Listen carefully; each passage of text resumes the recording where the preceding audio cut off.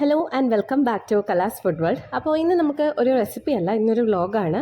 ഇന്ന് ഒരു കിച്ചൺ ക്ലീനിങ്ങിൻ്റെ വ്ളോഗാണ്. എല്ലാവരും കിച്ചണൊക്കെ ക്ലീൻ ചെയ്യും അല്ലേ? പക്ഷേ നമ്മൾ ഈ പറഞ്ഞ പോലെ ഓരോരുത്തരും ചെയ്യുന്നത് ഓരോ രീതിയിലാണ്. അപ്പോൾ ഞങ്ങൾ ചെയ്യുന്ന രീതിയിൽ എന്തൊക്കെ സാധനങ്ങൾ ഇൻക്ലൂഡ് ചെയ്യിച്ചാണ് ചെയ്യുന്നത്, എങ്ങനെയൊക്കെയാണ് ചെയ്യുന്നത് എന്നുള്ളതൊന്ന് ഷെയർ ചെയ്യാമെന്ന് വിചാരിച്ചു. അപ്പോൾ നിങ്ങൾ എങ്ങനെയാണ് ചെയ്യുന്നതെന്നുള്ളതും ഞങ്ങളുടെ കമൻറ്റ് സെക്ഷനിൽ കമൻറ്റ് ചെയ്യാൻ മറക്കരുത്.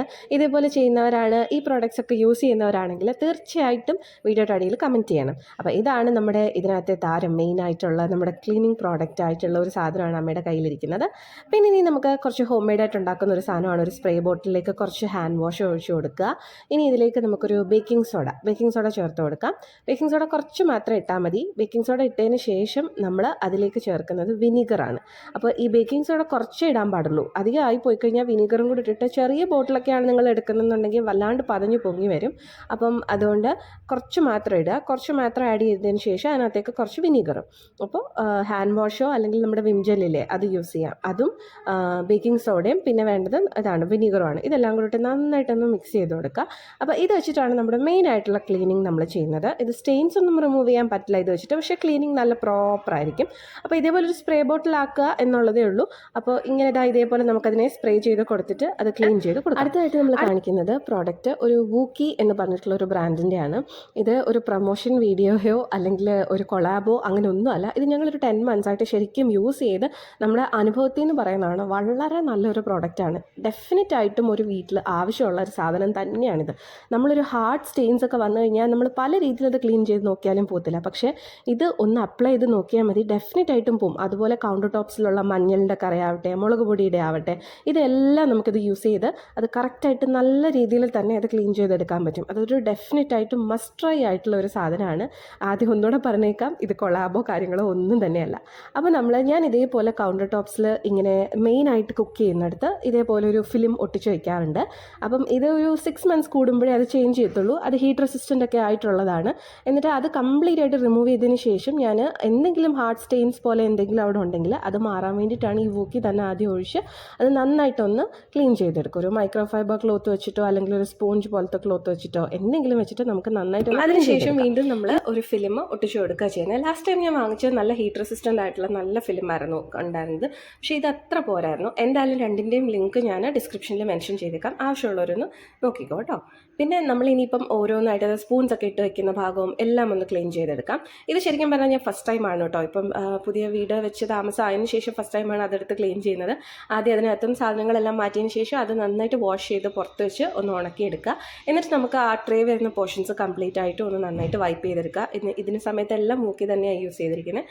ഇത് ഞാൻ ക്ലീൻ ചെയ്തപ്പോൾ ജസ്റ്റ് കണ്ട നട്ട്സൊക്കെ നമ്മൾ പൊടിച്ചെടുക്കുന്നത് നമ്മൾ ഏതൊരു വീഡിയോയിൽ കണ്ടിട്ടുണ്ട്, അതായിരുന്നു. ഇനി നമുക്ക് ഓയിൽ പുള്ളർ അതിനകത്തെ ഒന്ന് മാറ്റിയിട്ട് അതിനകത്ത് ഒന്ന് ക്ലീൻ ചെയ്ത് കൊടുക്കുക. അപ്പം ഞാൻ എന്ത് ചെയ്യുന്നത് വെച്ചാൽ എപ്പോഴും ആ യൂസ് ചെയ്യുന്നതിൻ്റെ അവിടെ നമ്മളിപ്പം എണ്ണ ഇതൊക്കെ നമുക്ക് പെട്ടെന്ന് എടുക്കാൻ പറ്റുന്ന തരത്തിനായിരിക്കണം. അപ്പോൾ അതുകൊണ്ട് തന്നെ അതൊക്കെ ഇതിനകത്താണ് വെച്ചിരിക്കുന്നത്. നെയ്യ്, എണ്ണ, പിന്നെ കടുക്, ഇതൊക്കെ നമ്മൾ പെട്ടെന്ന് കടുക് ഇറക്കുകയൊക്കെ ചെയ്യുമ്പോഴത്തേക്കും യൂസ് ചെയ്യാൻ വേണ്ടിയിട്ട് എണ്ണയുടെ ബോട്ടിൽ, കടുക്, വറ്റൽമുളക്, പിന്നെ ജീരകം, ഉലുവ, അങ്ങനെയുള്ള സാധനങ്ങളെല്ലാം പെട്ടെന്ന് എടുക്കേണ്ടതെല്ലാം കൈയുടെ അടുത്ത് തന്നെ ഇരിക്കുന്ന പോലെ അങ്ങനെയാണ് വെച്ചിരിക്കുന്നത്.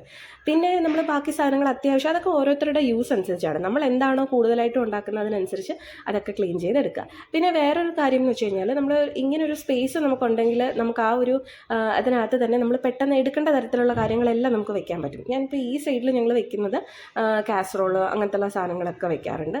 ഇതിപ്പം എപ്പോഴും ഉപയോഗിക്കുന്നതല്ല നമ്മൾ ഫ്രഞ്ച് ഫ്രൈസ് കട്ട് ചെയ്യുന്നത്. അപ്പം അതല്ലാതെ നമ്മൾ കാസറോളൊക്കെ ഇങ്ങനെ നമുക്കിതിനകത്ത് അറേഞ്ച് ചെയ്ത് വെക്കാം, നമ്മൾ സ്ഥിരമായിട്ട് യൂസ് ചെയ്യുന്ന കാസറോൾസൊക്കെ. അപ്പോൾ അതും എളുപ്പത്തിന് നമുക്ക് എടുക്കാൻ പറ്റും. അപ്പോൾ ഈ ഒരു പോർഷനിൽ ഞങ്ങൾ കൂടുതലായിട്ടും ബ്രേക്ക്ഫാസ്റ്റും അല്ലാതൊക്കെ ഉള്ളത്. ഇപ്പോൾ നമ്മൾ നോൺ വെജ് ഒക്കെ കുക്ക് ചെയ്യുന്നതെല്ലാം അപ്പുറത്തെ കിച്ചണിലായിട്ടാണ് ചെയ്യുന്നത്. അപ്പോൾ ഇതിൻ്റെ താഴെ നമ്മൾ ഇരിക്കുന്നതും ഡെയിലി നമ്മൾ യൂസ് ചെയ്യുന്ന ടൈപ്പ് പാത്രങ്ങളൊക്കെയാണ് അവിടെയും വെച്ചിരിക്കുന്നത്. അപ്പോൾ ഇതിനെല്ലാത്തിനും ഞാനൊരു ലൈനിങ് കൊടുത്തിട്ടുണ്ട്. ഇതെല്ലാം ആ സമയത്ത് ഒരു 10 months മുന്നേ കൊടുത്തതായിരുന്നു. അപ്പോൾ ആ ലൈനിങ്സ് അതെല്ലാം മാറ്റി പുതിയതായിട്ട് കട്ട് ചെയ്ത് അടുത്തത് ഇതേപോലെ തന്നെ വിരിച്ച് അതിൻ്റെ മുകളിൽ പുതിയതായിട്ടെല്ലാം വെച്ചെടുത്തേക്കാണ്. അപ്പോൾ ഇത് നമ്മൾ എത്ര ആയാലും മെസ്റ്റപ്പ് ആവും, പെട്ടെന്ന് നമ്മൾ ചെയ്യുമ്പോഴത്തേക്കും അത് മെസ്റ്റപ്പ് ആവും. പക്ഷേ ഇത് എല്ലാം കൂടെ ഒന്നിനകത്ത് കൊള്ളാൻ വേണ്ടിയിട്ടാണ് ഞാൻ പ്രത്യേകിച്ച് സ്റ്റാൻഡൊന്നും വാങ്ങിക്കാതെ എല്ലാം ഇതിൽ തന്നെ ഇൻക്ലൂഡ് ചെയ്ത് വെച്ചത്. പിന്നെ രണ്ടിടത്തും ഇതേപോലെ നമ്മൾ പൊടികളൊക്കെ ഇട്ട് വെക്കാനുള്ള ഒരു സ്പേസ് കൊടുത്തിട്ടുണ്ട്. അപ്പോൾ ആ സ്പേസിൽ രണ്ടിടത്ത് കുക്ക് ചെയ്യുമ്പോഴും ഉപയോഗിക്കാൻ വേണ്ടിയിട്ട് അപ്പോൾ ആവശ്യമുള്ള കുറച്ച് സാധനങ്ങൾ അവിടെ ഇതേപോലെ വെച്ചിട്ട് നമ്മൾ അതിനകത്തും പേരൊക്കെ ചിലതിലൊക്കെ പേര് എഴുതി വെച്ചിട്ടുണ്ട്. അപ്പോൾ ഇത് നന്നായിട്ട് ക്ലീൻ ചെയ്ത് ഉണക്കി കൊണ്ടുവന്നിട്ടുണ്ട്. ഇനി ഓരോന്ന്, അതായത് വലിയ തവി ഇടുന്നത്, സ്പൂൺ ഇടുന്നത്, അങ്ങനെയുള്ള ചെയ്യാനുള്ള കാര്യങ്ങളെല്ലാം സെപ്പറേറ്റ് ആയിട്ട് ഓരോന്നിനകത്ത് ഇടാനുള്ള സ്പേസും ഉണ്ട്. അപ്പോൾ നമുക്ക് ആ സ്പേസിനകത്തോട്ട് അത് ഓരോന്നും കറക്റ്റായിട്ട് വെച്ച് കൊടുക്കാം. പിന്നെ നമ്മൾ ഇടയ്ക്ക് നമുക്കിത് ഇങ്ങനെ തന്നെ മെയിൻറ്റെയിൻ ചെയ്യാൻ പറ്റുമോ എന്ന് ചോദിച്ചു കഴിഞ്ഞാൽ ഒരു പരിധി വരെ നമുക്ക് പറ്റും. കാരണം ഓരോന്നിൻ്റെ സൈസ് അനുസരിച്ച് നമ്മൾ അതിലേക്ക് അറേഞ്ച് ചെയ്ത് കൊടുത്താൽ മാത്രം മതി. അങ്ങനെ ഈ ഒരു പോർഷൻ്റെ ഓൾമോസ്റ്റ് ഉള്ള ക്ലീനിങ് ഒക്കെ കഴിഞ്ഞിരിക്കുകയാണ്. അപ്പോൾ ഇതെല്ലാം ഏകദേശം അടുക്കി വെച്ചിരിക്കുകയാണ്. അപ്പോൾ നമ്മൾ ഇനി നിങ്ങൾ ആയാലും ചെയ്യുന്ന സമയത്ത് വലുതൊക്കെ വലുതിനകത്ത് വെക്കാനും ചെറിയതൊക്കെ ചെറുതിനകത്ത് വെക്കാനും അങ്ങനെ ഒന്ന് ആക്കി കഴിഞ്ഞാൽ നമുക്കത് മെയിൻറ്റെയിൻ ചെയ്ത് പോകാനും തീർച്ചയായിട്ടും പറ്റും. പിന്നെ കൗണ്ടർ ടോപ്സിലൊക്കെ സ്പേസ് ഉള്ളവരാണെങ്കിൽ അങ്ങനെ നമ്മുടെ മസാല ജാർസ് ഒക്കെ വെക്കാം. അല്ലാത്തവർക്ക് ഇതേപോലെ നമുക്ക് അറേഞ്ച് ചെയ്യുകയും ചെയ്യാം. ഞങ്ങൾ ഈ ഒരു സ്പേസിലാണ് കൂടുതലായിട്ടും നമ്മൾ നോൺ വെജ് ഒക്കെ ഉണ്ടാക്കുന്നതും പിന്നെ കരിക്കുന്നതും പൊരിക്കുന്നതും ഒക്കെ കൂടുതൽ ഇതാണ്. മറ്റേത് കുറച്ചുകൂടെ ഓപ്പൺ ആയിട്ടുള്ള കിച്ചൺ ആയതുകൊണ്ട് ഇവിടെയാണ് അങ്ങനെയുള്ള കാര്യങ്ങൾ ചെയ്യുന്നത്. ബാക്കിയെല്ലാം അവിടെ ചെയ്യും. എന്നാലും ഈ മീനൊക്കെ പൊരിക്കുന്നതും ചിക്കനൊക്കെ ഉണ്ടാക്കുന്നതും അതൊക്കെ കൂടുതലായിട്ടും പൊരിക്കുന്ന സാധനങ്ങളും അങ്ങനെയുള്ളതൊക്കെ കൂടുതലും ഇവിടെ വെച്ചിട്ട് തന്നെയാണ് ചെയ്യുന്നത്. അപ്പോൾ അതുകൊണ്ട് തന്നെ അതിൻ്റെ മെയിൻ ആയിട്ടുള്ള സാധനങ്ങളെല്ലാം ഇതിനകത്ത് ഇൻക്ലൂഡ് ചെയ്തിട്ടുണ്ട്. ഇതും ഇതേപോലെ തന്നെ ആ ട്രേ റിമൂവ് ചെയ്തിട്ട് അതിൻ്റെ അകം നന്നായിട്ട് ക്ലീൻ ചെയ്തിട്ട് ഓരോന്നും അടുക്കി വെക്കുകയാണ്. ഇപ്പം നമ്മൾ കത്തിയൊക്കെ വെക്കാം അങ്ങനെ. അപ്പം എനിക്ക് പൊതുവേ ഈ കൗണ്ടർ ടോപ്സിൽ ഒന്നും അങ്ങനെ ഇരിക്കുന്നത് ഇത്ര ഇഷ്ടമുള്ള കാര്യമല്ല. അതുകൊണ്ടാണ് എല്ലാം മാക്സിമം അകത്ത് തന്നെ ഫിറ്റാക്കി വെക്കാനായിട്ട് ശ്രമിക്കുന്നത്. അപ്പം ഈ ഓയിൽ പുള്ളറിനകത്ത് എല്ലാം ഡെഫിനറ്റായിട്ട് നല്ല രീതിയിൽ എണ്ണയുടെയും നെയ്യുടെയും ഒക്കെ കറി ഉണ്ടാവും. അപ്പോൾ അതിൻ്റെ ആ ഒരു ബേസ് നമുക്ക് ഊരിയെടുക്കാൻ പറ്റാത്തതുകൊണ്ടാണ് അതിനകത്ത് ഞാൻ ഇങ്ങനെ ക്ലീൻ ചെയ്ത് കൊടുക്കുന്നത്. ഇതിനകത്ത് യൂസ് ചെയ്തിരിക്കുന്നത് മറ്റേ നമ്മുടെ ഇതാണ് വൂക്കിയല്ല, മറ്റേത് നമ്മൾ ആദ്യം ഉണ്ടാക്കിയില്ലേ ആ ഒരു മിക്സാണ് ഇതിനകത്ത് യൂസ് ചെയ്തിരിക്കുന്നത്. വിനീഗറൊക്കെ വെച്ചിട്ടുള്ളത്. നല്ലൊരു സ്മെല്ലും കിട്ടും അത്. അങ്ങനെ അതും അതേപോലെ ക്ലീൻ ചെയ്തതിന് ശേഷം നടുക്കത്തെ ഒരു പോർഷനിൽ ഞാൻ എന്ത് ചെയ്യുന്നു വെച്ചാൽ ഞങ്ങൾ പെട്ടെന്ന് നമ്മൾ ഈ എടുക്കുന്ന ചപ്പാത്തി പലക അങ്ങനെയുള്ള സാധനങ്ങളൊക്കെ ഉണ്ടല്ലോ, കട്ടിംഗ് ബോർഡ്, അതെല്ലാം ഒരു സ്ഥലത്ത് വെച്ച് അതൊക്കെ ഏകദേശം ഒരേപോലത്തെ സാധനങ്ങളല്ലേ. അപ്പോൾ അതെല്ലാം ഒന്നിനകത്തായിരിക്കും വെക്കുന്നത്. പിന്നെ ഏറ്റവും താഴത്തെ ഇതിനകത്ത് വരുന്നത് നമ്മുടെ കാസ്റ്റ് അയണിൻ്റെ പാത്രങ്ങൾ. ഒത്തിരി കാസ്റ്റ് അയണിൻ്റെ പാത്രങ്ങളൊന്നും ഞങ്ങളുടെ കയ്യിലില്ല. അത്യാവശ്യം ഉള്ള പോലെ നമ്മളിപ്പോൾ വറക്കാനും പൊരിക്കാനും ഒക്കെ ഉപയോഗിക്കുന്ന ടൈപ്പ് വലുതുണ്ട്. അതാണ് കൂടുതലായിട്ടും അവിടെ വെക്കുന്നത്. അതെല്ലാം ഒന്ന് ക്ലീൻ ചെയ്ത് കൊടുത്തു. ഇവിടെ ഇതേപോലെ തന്നെ എണ്ണയും വറ്റൽമുളകും കുരുമുളകല്ല എന്താണ് നമ്മുടെ കടുക് ജീരകം ഉപ്പ് ഈ വക സാധനങ്ങളെല്ലാം ആയിരിക്കും അവിടെയും വെച്ചിരിക്കുന്നത്. അതാകുമ്പോൾ നമ്മളൊരു സാധനം ഉണ്ടാക്കിക്കൊണ്ടിരിക്കുമ്പോൾ എളുപ്പത്തിൽ നമുക്കിത് എടുക്കാൻ പറ്റും. പിന്നെ ഓരോന്നിനും ലൈനിങ് കറക്റ്റായിട്ട് കൊടുക്കുക. പിന്നെ ഒരു മുകളിലൊരു ഷെൽഫുണ്ട് ഞങ്ങൾക്ക് ഇവിടെ. അതിനകത്താണ് പൊടികൾ കൂടുതലും വെച്ചിരിക്കുന്നത് എടുക്കാൻ എളുപ്പത്തിന് വേണ്ടിയിട്ട്. പിന്നെ നമ്മുടെ തക്ക പാനുണ്ട്. പിന്നെ എന്താണ് നമ്മുടെ ഇത് ചപ്പാത്തി പരത്തുന്നത്, അതെല്ലാം അവിടെ കറക്റ്റായിട്ട് ഒതുക്കി വെക്കുക. പിന്നെ ഇതായിരിക്കുന്ന ഗ്രീൻ കളർ സാധനമില്ലേ നമ്മുടെ ലാഡിലൊക്കെ വെക്കുന്ന ഹോൾഡറാണത്. അത് ഭയങ്കര യൂസ്ഫുൾ ആയിട്ടുള്ള സാധനമാണ്. നിങ്ങൾ വാങ്ങിച്ചു നോക്കണം.